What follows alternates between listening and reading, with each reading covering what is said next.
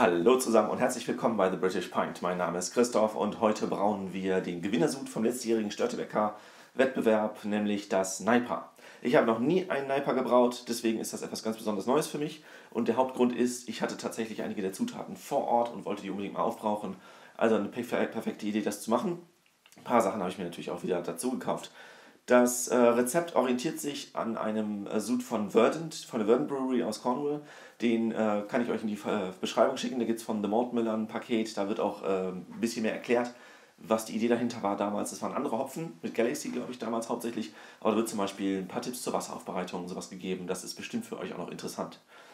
So, der Sud, der ist relativ einfach gehalten, was die Hopfengabe angeht tatsächlich, aber sehr komplex, was die Schüttung angeht. Deswegen gehen wir erstmal durch die Schüttung.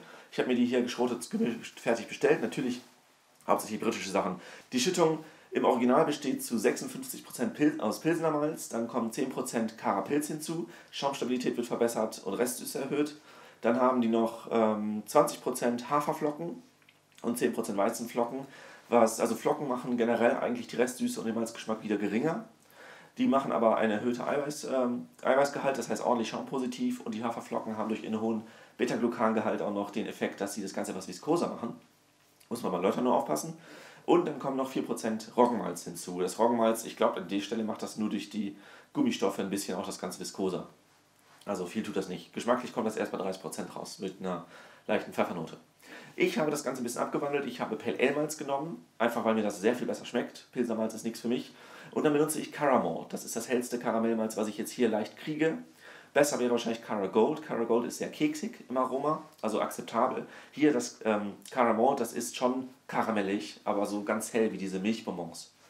Kann sein, dass das hier zu viel ist. Mit 10% müsste es aber noch im Rahmen sein. Ich werde das dann in der Zukunft feintunen und ich würde mich freuen, wenn ich dann später eine gute Basis habe für meine Naipas, wenn ich mit dem Stil so wie der wird zufrieden bin. Die Sache bei Naipas, vor allem wenn sie in Großbritannien gebraut werden, ist ja, dass die Bitterkeit unter keinen Umständen irgendwie harsch sein darf und die hohen Hopfenstopfgaben sind oft unangenehm. Ich habe schon oft IPAs und Naipas getrunken von Hobbybrauern, auch kommerziell, die mir nicht zugesagt haben und ganz wenige, die mir gefallen haben. Das beste Naipa, was ich getrunken habe, war das Sharps Solar Wave in Cornwall.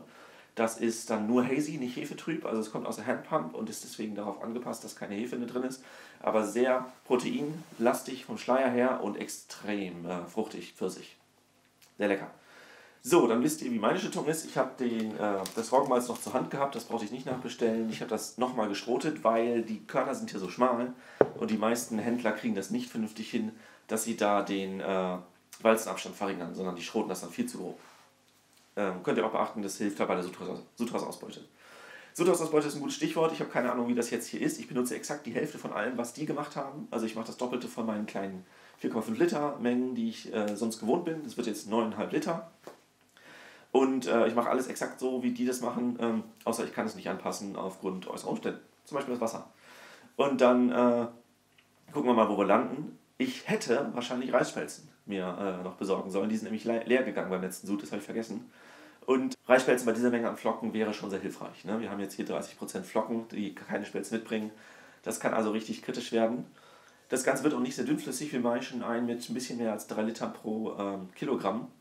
Das ist also auch für meine minimalistische Anlage, wo ich hier nur durch den Abflusshahn läuter, sehr herausfordernd. Schauen wir mal. Ich habe den ganzen Rest des Tages Zeit zum Läutern und werde dann abends das Ganze kochen, weil ich tagsüber weg bin. Und es ist jetzt frühmorgens. So, was machen wir mit dem Wasser? Die benutzen tatsächlich destilliertes Wasser und hauen da ein bisschen Magnesiumsulfat und Calciumchlorid rein, bis man ein sehr chloridlastiges Profil bekommt, was auch ein bisschen Sulfat enthält, damit das Ganze ein bisschen unterstützt wird. Es geht ja auch um die Hopfenbitterkeit, die da eventuell vorhanden ist. Ich mache das einfach mit meinem Standard chloridlastigen Profil, also ein bisschen Calciumchlorid rein, ein bisschen Milchsäure, um die Hydrogencarbonat zu verringern. Ich verringere die nicht komplett, das Hydrogencarbonat, aber tatsächlich wird bei diesem Bier nach dem Maischen nochmal der pH-Wert auf 5,1 gedrückt, also richtig weit runter, damit alle Hydrogencarbonat-Ionen bei mir weg sind. Bei denen sind sie schon weg, die machen das einfach, damit das Bier sich nachher durch den niedrigen pH besser anfühlt. Das ist ein Effekt, der nachgewiesen ist. Und dann bin ich mal gespannt, was das für einen Einfluss hat. Also 5,1 hatte ich noch nie, weder als Maische-pH noch dazwischen. Ich habe das Nachsäuern auch noch nie gemacht. Gucken wir mal, wie das funktioniert. Ich habe auch pH-Streifen hier, die werde ich vielleicht zum ersten Mal einsetzen. Bisher habe ich das immer alles in den Rechner eingetippt und dem vertraut, weil die Schwankungen sind nicht so dramatisch. Okay, so, was kommt dann? Hopfen kochen. Die benutzen ein bisschen Kanister in der Vorderwürze, aber da Vorderwürze in der Wissenschaft immer widerlegt wird, werde ich das nicht machen. Ich werde wahrscheinlich einfach ein bisschen milden Bitterhopfen, East Kent Golding oder sowas. Oder Fagel, ich glaube, ich habe einen von beiden noch da offen im Kühlschrank liegen. Den werde ich einfach am Anfang des Kochen reinwerfen. Die kochen dann 60 Minuten und 9 IBUs werden sie damit erhalten, also auch nur ganz wenig. Es geht wahrscheinlich darum, dass man einfach so ein bisschen neutrale und angenehme Bittere bekommt, für den Fall, dass hier eine unangenehme Bittere bei den Hopfen reinkommt. Ich habe 2022 bei dem Projekt von dem Hopfenforschungszentrum Hüll, wo sie ziemlich viele Hopfen verschenkt haben und der Düsseldorfer Hobbybrauer Stammtisch das auch aufgenommen hat, zugeschlagen. Ich habe hier 50 Gramm Hallertauer Blanc, 75 Gramm Kalister, schön als Dolden. Die waren jetzt vakuumiert, aber nur im Keller, also sind sie jetzt vielleicht nicht so super frisch. Oder sollte noch in Ordnung sein. Die Sache ist, es ist nicht genug. Das ist mir erst nachher aufgefallen. Ich brauche eigentlich 140 Gramm Kalister und 100 Gramm Hallertau Blanc. Ich werde das jetzt einfach so aufteilen und dann werde ich halt meins ein bisschen zurückhaltender gestaltet haben, was die Hopfenaromen angeht. Also es ist immer noch deutlich mehr gehopft als jedes andere Bier, was ich bisher gebraut habe. Der Effekt ist auf jeden Fall da und es gibt ja auch eine gewisse Sättigung. Das heißt, wenn ich jetzt die Hälfte nehme, dann ist das Aroma nicht halb so viel, sondern vielleicht 3/4. Weil man irgendwann sonst mit mehr Mengen auch nicht mehr proportional zuwächst. Okay, das haben wir dann alles. Das werde ich dann so machen. Die Details habt ihr hier im Text stehen. Im Zweifelsfall habe ich etwas leicht geändert gemacht, als ich es jetzt gesagt habe. Der Text ist immer die Wahrheit. Und dann sind wir soweit bereit. Dann mische ich jetzt ein. Achso, die Hefe. Moment. Die hatte ich im Kühlschrank vergessen. Also, ich habe hier einen Starter, den ich gemacht habe, der sich auch super jetzt über Nacht im Kühlschrank abgesetzt hat.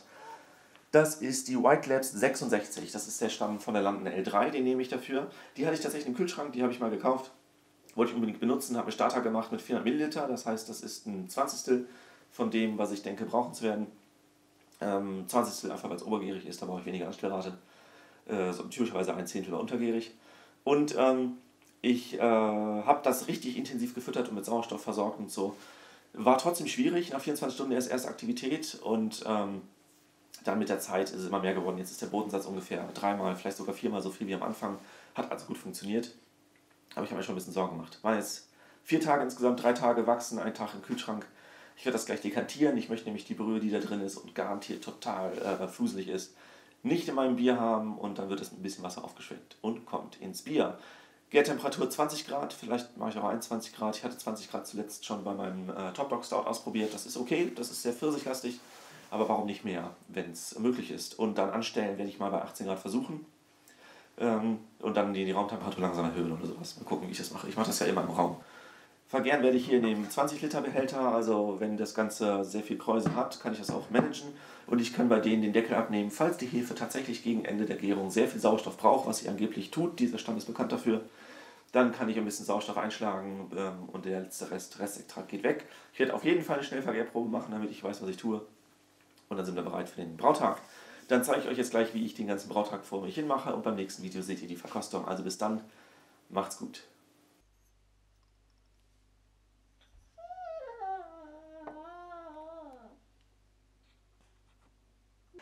Das Läutern klappt überraschend gut. Ich weiß nicht, ob man das hier sieht, aber ich lasse das in einen Trichter laufen und von da aus läuft es dann runter in den Topf. Das ist das erste Mal, dass ich das mache, denn ein NAIPA ist das klassische Bier, wo man jede Art von Antioxidantien braucht. Und dann ist im Heißbereich Oxidation zu vermeiden, ansonsten kümmere ich mich da eigentlich nie drum. Bin mal gespannt, ob mir das hilft. Ich werde Flaschengärung machen, also da gibt es auf jeden Fall eine Oxidationsquelle. Mal schauen, wie sich das entwickelt. Ich habe noch nicht mich getraut, das weiter aufzudrehen. Ich weiß nicht, ob ihr das seht. Es ist ein ganz kleines Rinnsal, aber vielleicht drehe ich es gleich noch ein bisschen weiter auf. Es läuft bisher sehr gut.